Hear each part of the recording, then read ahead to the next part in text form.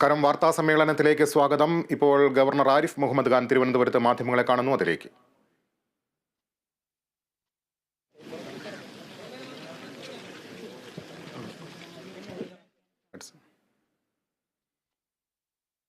തലക്കെട്ടുകളിലേക്ക്. സംസ്ഥാനത്ത് മഴക്കെടുതിയിൽ 2 മരണം. കൊച്ചിയിൽ വെള്ളക്കെട്ട് രൂക്ഷം. കോഴിക്കോട് മഴയിൽ വ്യാപക കൃഷിനാശം. 9 ജില്ലകളിൽ ഓറഞ്ച് അലർട്ട്. മദ്യനയത്തിൽ സമഗ്ര മാറ്റത്തിനൊരുങ്ങി സർക്കാർ. 1-ാം തീയതിയിലെ ഡ്രൈ ഡേ ഒഴിവാക്കും. IT പാർക്കുകളിൽ മദ്യശാലകൾ തുറക്കാനും തീരുമാനം. സർക്കാർ നിർദ്ദേശങ്ങൾക്ക് നിയമസഭാ സമിതിയുടെ അംഗീകാരം. പെരിയാറിലെ മത്സ്യക്കുരുതിയിൽ നിയമ നടപടിക്കൊരുങ്ങി കർഷകർ. മീനുകളുടെ കൂട്ടക്കുരുതിക്കിടയാക്കിയ രാസമാലിന്യം എന്താണ് എന്നതിൽ വ്യക്തതയില്ല. പാതാളം റെഗുലേറ്റർ ബ്രിഡ്ജ് സന്ദർശിച്ച് ഫോർട്ട് കൊച്ചി സബ് കളക്ടർ.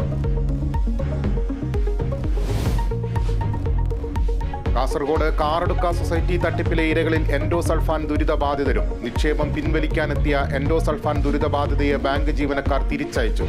സർക്കാരിൽ നിന്ന് ലഭിച്ച ധനസഹായം പിൻവലിക്കാനാകാതെ ദുരിതബാധിതർ.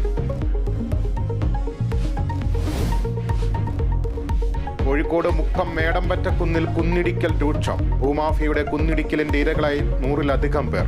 മഴ ശക്തമായതോടെ ബന്ധുവീടുകളിൽ അഭയം തേടി കുടുംബങ്ങൾ. 3 ഏക്കറോളം വരുന്ന കുന്നിടിക്കാൻ ഉദ്യോഗസ്ഥരുടെ ഒത്താശയെന്നും ആരോപണം.